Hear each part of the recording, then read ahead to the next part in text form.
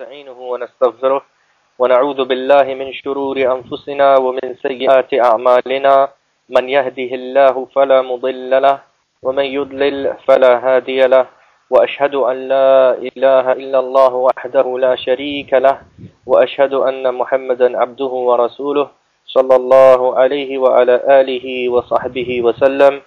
أما بعد فإن خير الكلام كلام الله وخير الهدي هدي محمد صلى الله عليه وسلم وشر الأمور محدثاتها وكل محدثة بدعة وكل بدعة ضلالة وكل ضلالة في النار. We begin by praising Allah. We praise Him, we seek His aid and assistance, and we beg His forgiveness. We seek refuge with Allah from the evils of our own souls and the consequences of our sins. Whomever Allah guides, none can misguide, and whomever Allah leaves astray, none can guide aright. I testify that none deserves worship but Allah alone without partner, and I testify that Muhammad sallallahu alayhi wasallam is Allah's final messenger and His most devout and sincere worshipper. The best speech is the speech of Allah Ta'ala, and the best guidance is the guidance of Muhammad alayhi salatu wassalam. And the worst of all things are those that are newly introduced into the religion. Everything newly introduced into the religion is a bid'ah, an innovation, and every innovation in religion is misguidance, and misguidance leads to the fire. Alhamdulillah, today we continue looking at some of the issues, rules and regulations concerning divorce in Islam as part of the educated Muslimah class. And the material is based from the book Al-Afnan al-Nadiyah, which is by Sheikh Zayd al-Madkhali hafidhahullah ta'ala, which is a book that explains the fiqh, the issues of jurisprudence, legal matters and rules and regulations in Islam.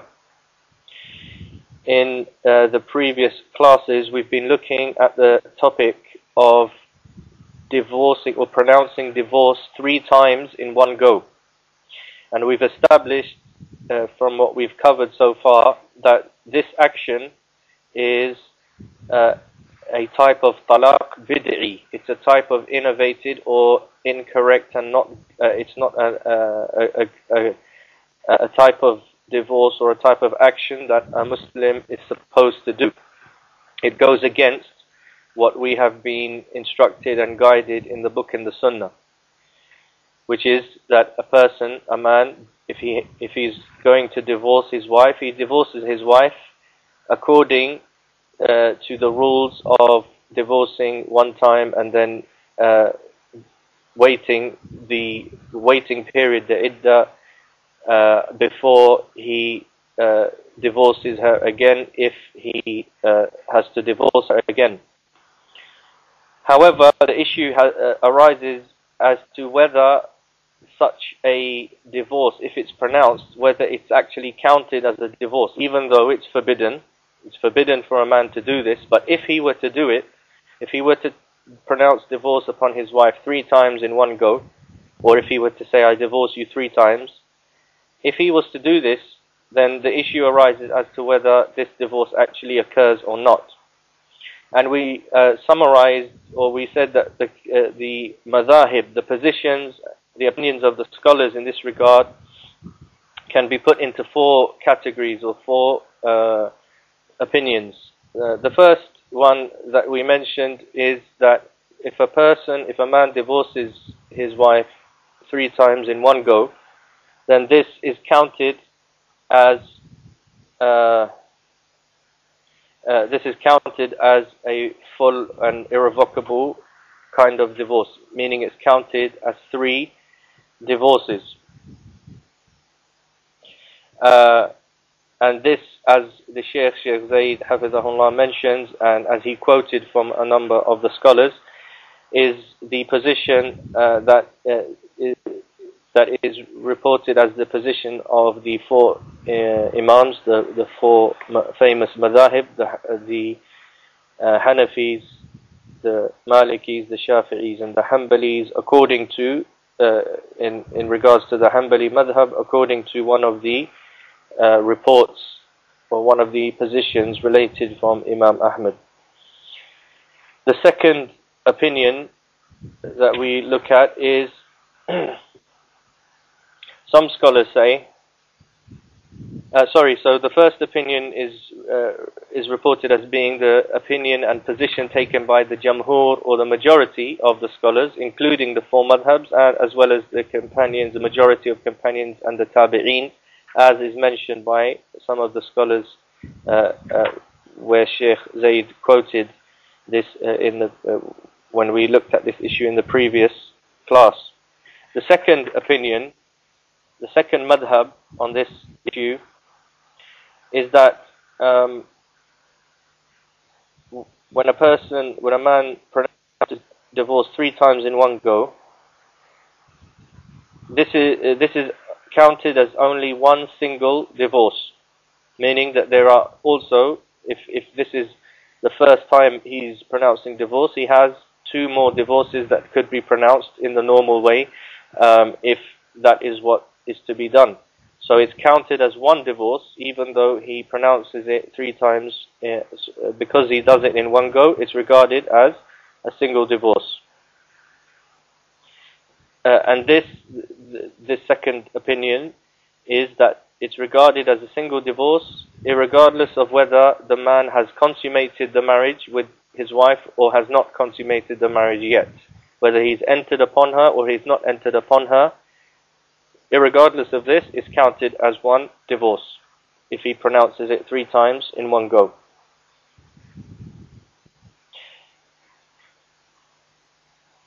And again, the scholars who hold this position have argued on the basis of texts from the Quran as well as the Sunnah of the Prophet alayhi salatu wassalam.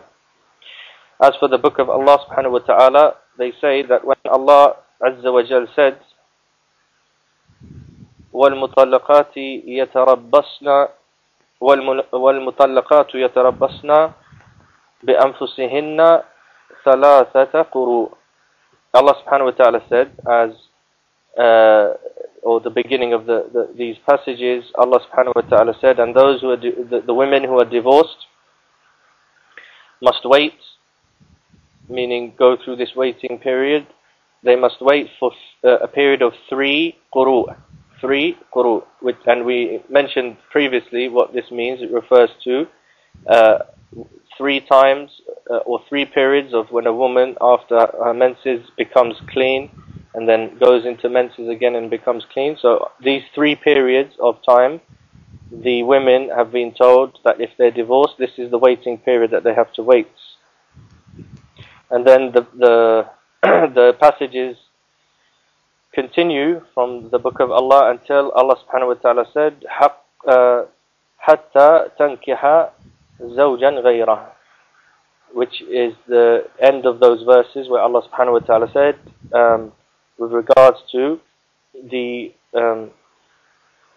woman who's divorced a final time after 2 divorces, when the 3rd divorce is pronounced, then she is not allowed for the former husband, for the previous husband who divorced her, until and unless she has married another person, another man, and that marriage has come to an end.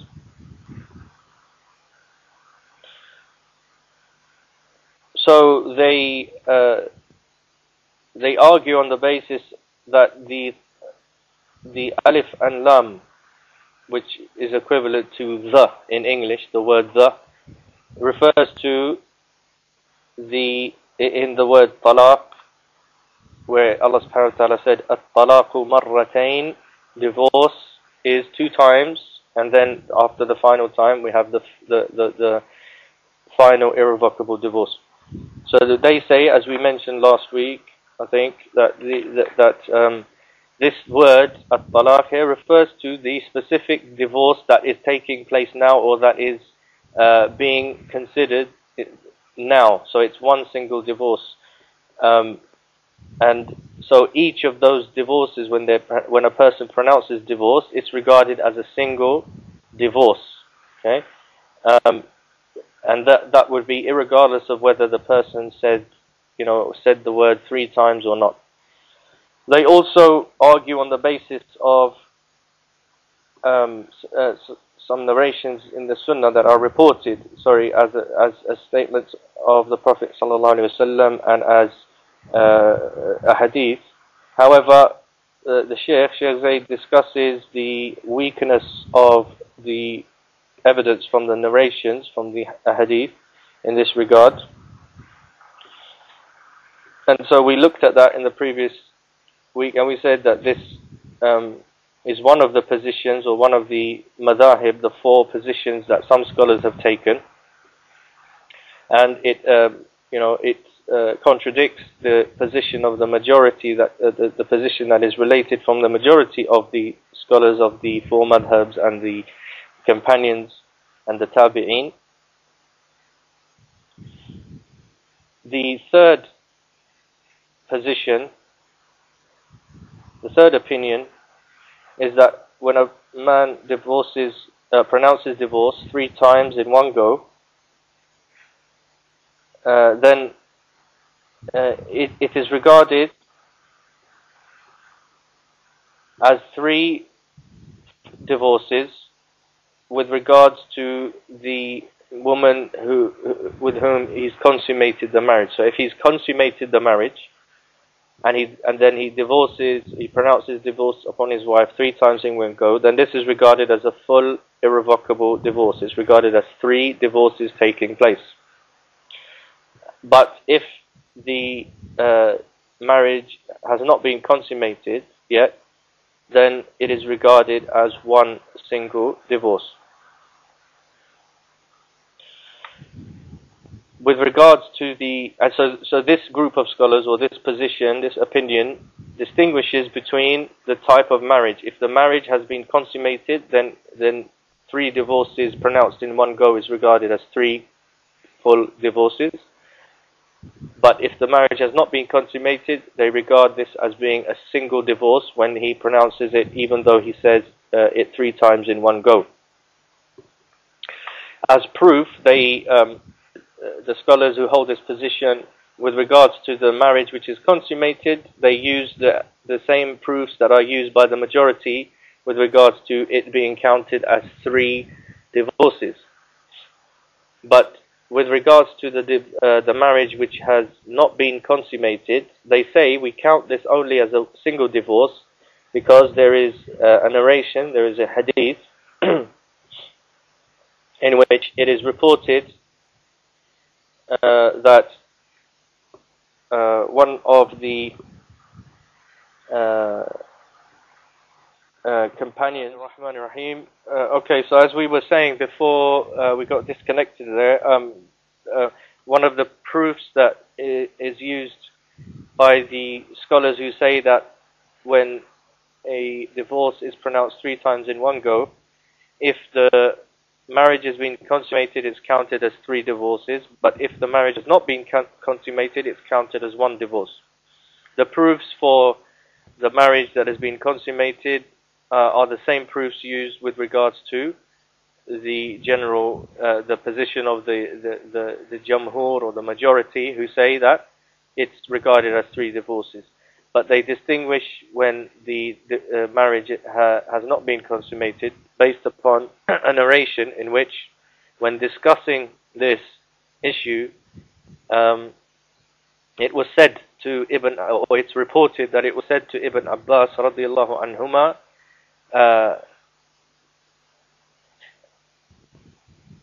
it was said to him, أما علمت أن الرجل كان إذا طلق امرأته 3 على قبل أن يدخل بها جعلوها واحدة على عهد رسول الله صلى الله عليه وسلم وأبي بكر وصدر من إمارة عمر.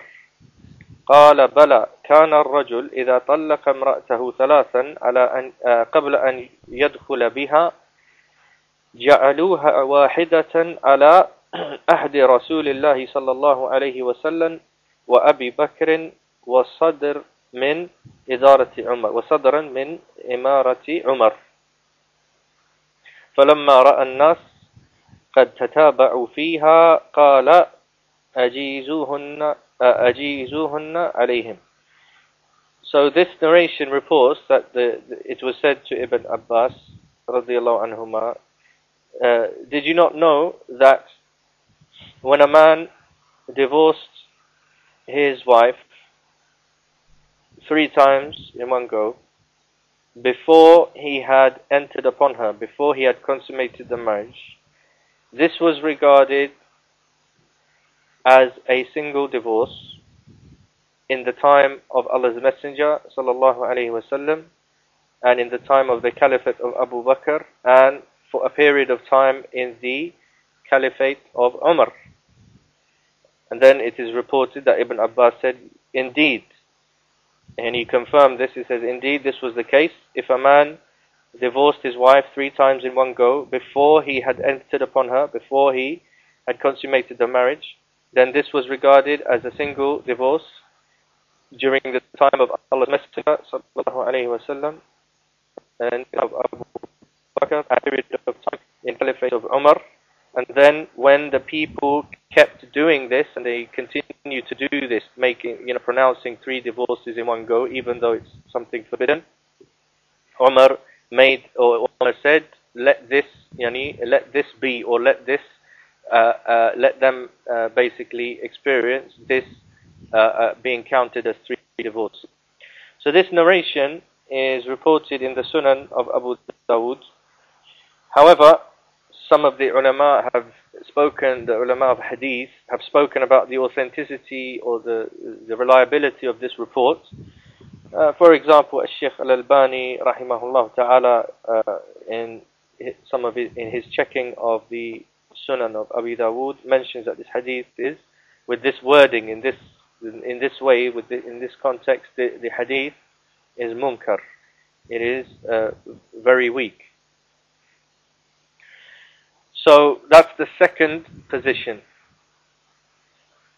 The second position, distinguishing between the marriage which has been consummated and a marriage that has not been consummated. In the former case, if a man divorces his wife 3 times in one go, he pronounces divorce 3 times in one go. If he's consummated the marriage, it's regarded, according to this opinion, as 3 full divorces, so it becomes a final divorce.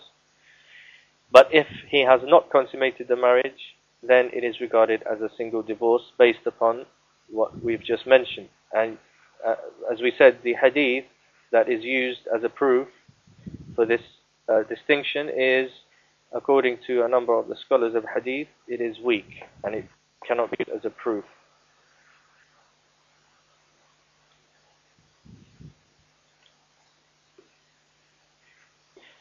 Now,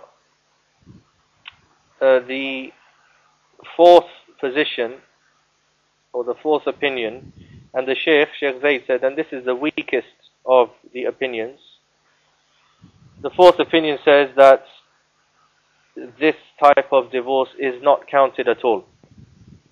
If a person does this or pronounces this bid'i, innovated or wrongful kind of divorce by pronouncing divorce 3 times in one go, this opinion says that it's not counted at all.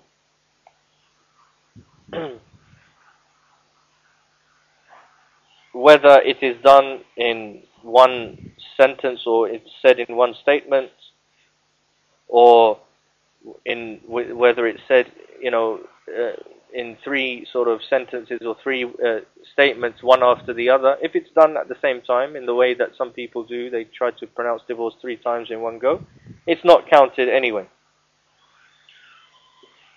And the reasoning behind this opinion is that it's a bid'ah. It's something which is, it's not something which is legislated in the text of the book and the Sunnah. It doesn't have a proof for saying it. Since it is something which is introduced and it was invented by people, and it wasn't done at the time of Allah's Messenger alayhi salatu wassalam, and is not legislated in the book and the Sunnah, it's innovated, and therefore it is rejected and it doesn't even count.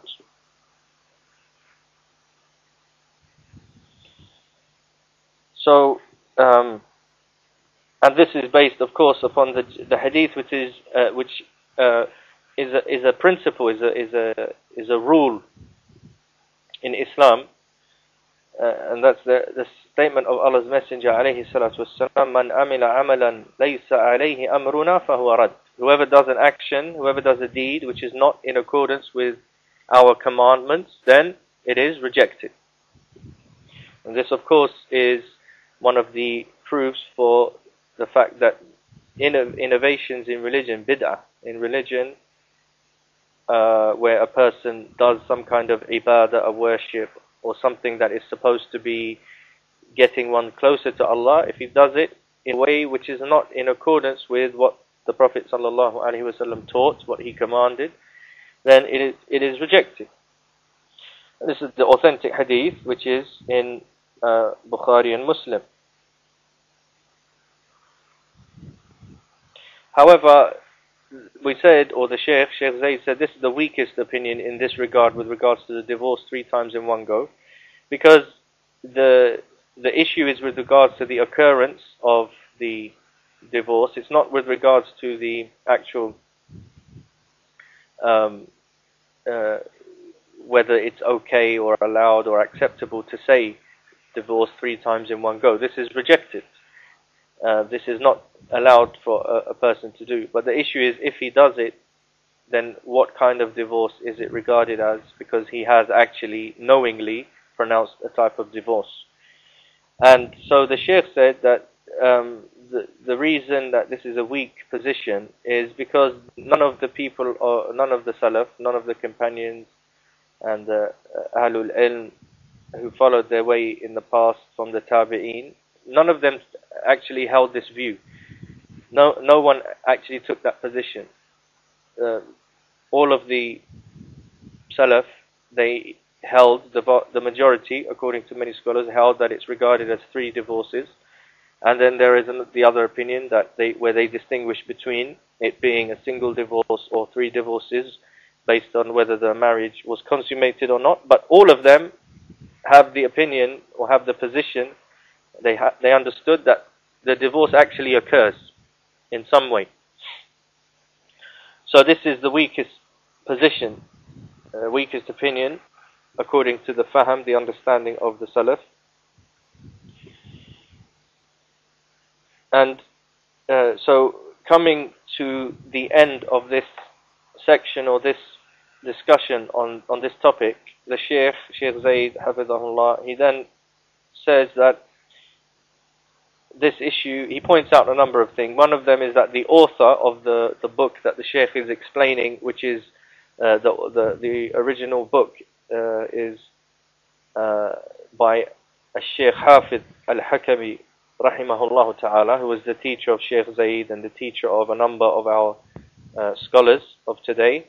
And he is the original author of the poem which this book, Al-Afnan al-Nadiyya, is an explanation or commentary on. So the Shaykh said that the author, Shaykh Hafid, rahimahullah, tried to bring together these different positions and these different evidence, and he put forward the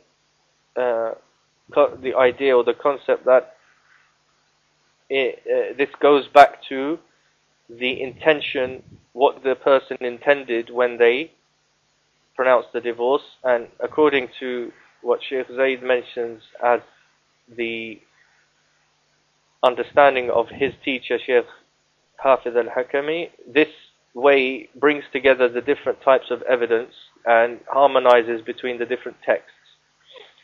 And then the Sheikh Zayd says that this is a mas'ala, this is an issue which is an issue of ijtihad, an issue in which the scholars who are qualified to derive rulings from the book and the sunnah, they have differed because of the varying types of evidence and the different understanding that can be, or that can, the different ways that those texts from the book and the sunnah can be understood. So it's an ijtihad, an issue where there's ikhtilaf, difference in ijtihad.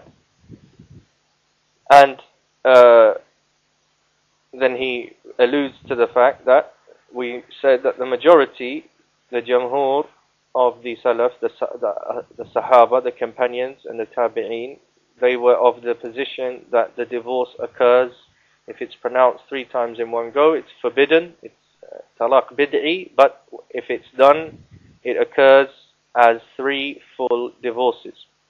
And Allah subhanahu wa ta'ala knows best. Of course, we add here as a reminder that these kinds of issues that concern, the disputes amongst people and the rights and duties of people, these kinds of issues of divorce and so on, khul'a and so forth, when there are disputes and there are differences in specific circumstances. Now, when we're talking about a particular person and his marriage or her marriage, then these issues, when there's a dispute in that regard, they are to be referenced to the qualified scholars, and in the case of disputes, they go to judges. They go to the Islamic judge in an Islamic court. Even our great ulama, who are people of fatwa, the people who are qualified to give fatawa, and they have positions and opinions, when it comes to the actual dispute between the rights of people, then the place of this is the court. The place of this is the Muslim court or the Islamic court with a Muslim judge who will judge in the affair. And so even the great ulama, people of fatwa, will refer many issues of divorce and marriage to the courts, and they will say you should go to the Muslim judge. So the point being that the whole idea of presenting the issue is not so that now we can start giving fatwa and start trying to give our own rulings about specific circumstances for a brother or a sister or a family or whatever. Those issues, since we are not qualified scholars in the first place, those kind of issues where there are a number of different possibilities and the hukm, the ruling, is an issue that concerns people's rights and they dispute. One person says this, another person claims something else. And we're talking about people's marriages, we're talking about people's rights, we're talking about children, these issues are not light, and they're not issues that we can go forward and just start giving fatwas and giving answers to questions. This is something that, as I said, even the ulama will not do. Rather, they will refer this to a judge, because that's the place where disputes and differences are settled when it comes to the issues of people's rights and people's duties, like in marriage or in business and so on. But a person who wants to be educated as a Muslim, he should be aware, and she should be aware of, as much as possible, the issues concerned and what the different definitions of and understanding of the scholars is about a subject like divorce, marriage. We should understand in general, we should have an understanding of the different types of divorce and the ways in which marriage is done and what constitutes a correct marriage, and how, as we spoke about, these things are important for a Muslim to be educated on, so that when he goes forward to embark on anything like marriage or divorce, he knows what he should be doing. And in cases where there is difficulty arises and uncertainty arises, and where we don't know the hukm, the ruling, and often it's because we have done something wrong, where we get into complicated situations, then these affairs have to go to the qualified people of knowledge. And in cases of disputes, in cases where the ulama themselves would refer people to the Muslim court, then as much as possible, to the best of a person's ability, Muslims are supposed to refer back to the Sharia, refer back to the law of Allah subhanahu wa ta'ala, and in complicated situations, or in situations where there are disputes, they do this by going to the Muslim judge and a Muslim court, and they make the efforts to take their issue to such places, wherever that place may be. So in a Muslim country that has courts that are run according to the book and the Sunnah, where there are Islamic courts, and the judges judge according to Islamic law, then in those Muslim countries it is easy for the Muslims to refer their affairs, and this is how it is done in those Muslim countries in which they have this legal system set up. Then for them it's a matter of going to the judge, and this is what happens in Muslim countries where people can do this. You don't find people guessing and giving their own opinions and giving fatwas by themselves. No, they know straight away that I have a problem in this issue of marriage or in this issue of divorce. We go to the people of fatwa to find the hukum, or if it's an issue of dispute where I'm claiming one thing and someone else is claiming another, the other party, the wife, the other business partner, or whoever it may be, then they know they can go to the courts. In regards to those places where we don't have ulama, scholars who are resident in our countries or in the countries in which we live, and we don't have Islamic courts, or we don't have access to Islamic courts and so on, then the Muslims have to strive to take their affairs to the scholars and to the most qualified people to judge in this regard, and that means sometimes going through the Islamic institutions, masajid, mosques, and places that can refer the issues to the most qualified and the most available Muslim judge and in court and legal system. So it becomes a bit more difficult, it becomes a bit more problematic when we are in countries and in societies where they do not believe in the law of Allah and they do not judge according to the law of Allah subhanahu wa ta'ala, and they have no regard for an Islamic legal system. But a Muslim has to strive to do the best he can and to do the most that they can, and to try to take their issues and their affairs through the proper channels as much as they can in the closest place or in the closest area that they can get to, which has, some which can help them to judge according to the Islamic law and based upon correct knowledge, based upon the book and the Sunnah.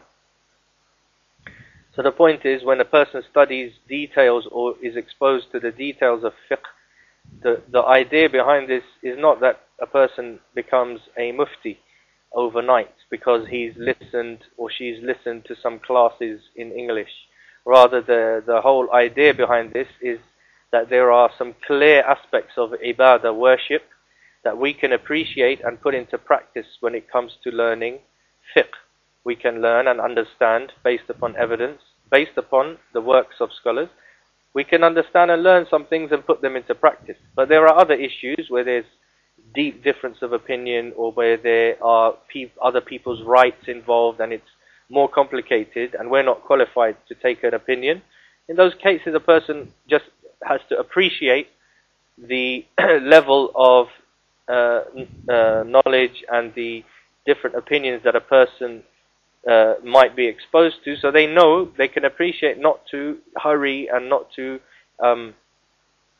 delve into things which are not which a person's knowledge is not capable of dealing with right now. And so we learn, as Allah subhanahu wa ta'ala told us, فَاسْأَلُوا أَهْلَ الذِّكْرِ إِن كُنْتُمْ لَا تَعْلَمُونَ. Ask the people of knowledge if you don't know.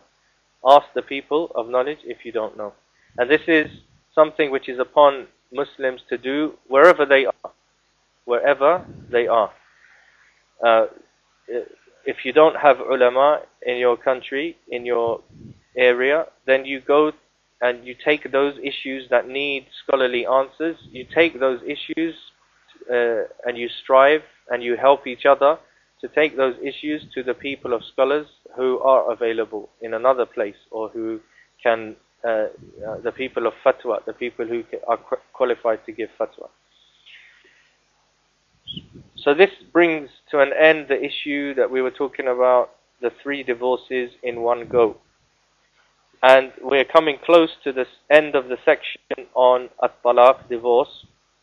There's another small section which, because of lack of time, we're not going to go into because it's not too relevant in our time. But it's one of the issues that concerns other societies and other times and other places, and it's something which is a relevant part of fiqh, and that's the issue of you know, the divorce when it comes to the person who is a slave, a person who is not a free person, he's a slave, and with regards to his rights and his abilities to divorce. So there's a short section on that, basically the issue of the master, the slave owner, is not allowed to force his slave to divorce his wife. Rather, the divorce is, you know, is in the hands of the husband, is in the hands of the person who's married, and not in the hands of the owner of the slave. And then there's the issue of how many times the person who is not a freeman, a person who's a slave, how many times that person can divorce. As for free people, then then we know this is 3 times. There's the issue, based upon some narrations, that the person who's a slave can only divorce twice. They can only have 2 divorces, not 3. The final part of this chapter, or this section on talaq, is about the issue of when these pronouncements of marriage, divorce, of freeing slaves, when these ahkam, these rules and regulations and these judgments, when they are pronounced by a person in jest, or in a way in which he says he's not serious, he didn't mean it, he was joking, or he was not serious, or he said it without intending to, then there's this issue which came up before, that these pronouncements are counted, whether a person says later on that he was joking or he wasn't serious and he didn't really mean it. So if a person says, I marry my daughter to this person, and the person accepts, if anyone turns around and all the regulations are met, all the requisites are met for a legitimate marriage, and then someone turns around, one of the parties turns around and says, no, I wasn't actually serious, I didn't really mean it, I'm going back on what I said, then this is not correct, or it doesn't change anything. The marriage has occurred.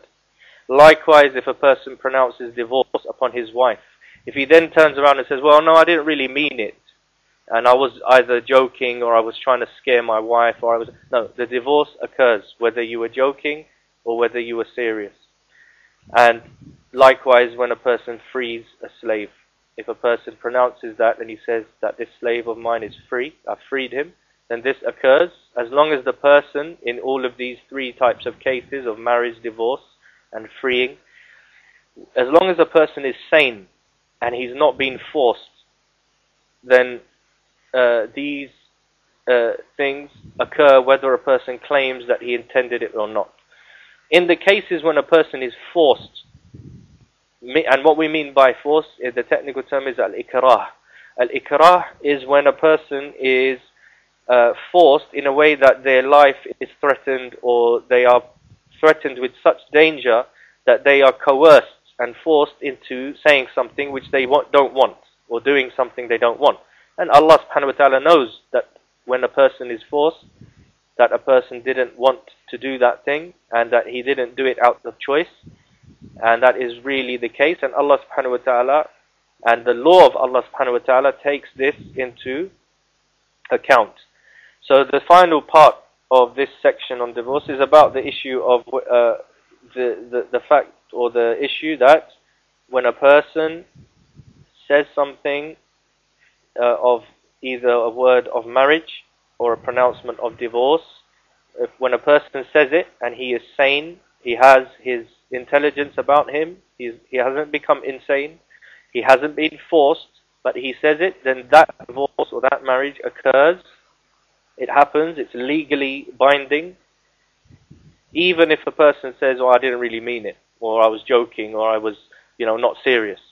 This is not counted, and this is not taken into account. And we talked about this previously at the beginning, or earlier on in the sections on marriage, because of, this is a hikmah, this is a great wisdom in the Sharia, because it ensures that people can't mess around, and it minimizes the complications that arise when people try to claim that they didn't mean what they said. Rather, it makes the issue serious. anything which is legal, it's like a contract, any contract that you get into, you can't just turn around and say, well, you know, I signed the contract, but I don't really mean it, I go back on it now. No, you're bound, because other people's rights and other people's lives are now connected to your decisions and your agreements. So, this is taken into account in the Sharia, in the Sunnah, based upon the Hadith, as we mentioned, the Hadith that was mentioned previously, in previous classes, in which the Hadith is reported. And this Hadith has been reported in a number of different narrations, and the same kind of statement has been reported from a number of companions and a number of the Salaf, as well as the Prophet ﷺ himself. And the Hadith is that Allah's Messenger ﷺ said, ثلاث جدهن جد وهزلهن جد النكاح والطلاق والرجعة. This particular wording is reported in the Sunan of At-Tirmidhi, and Imam At-Tirmidhi said the hadith is Hasan, it's authentic. Likewise, the Shaykh Al-Albani, Shaykh Zayd actually quotes Shaykh Al-Albani here when discussing this hadith and these narrations. There are some other narrations from the Sahaba that have the same meaning, that they said words of a similar effect.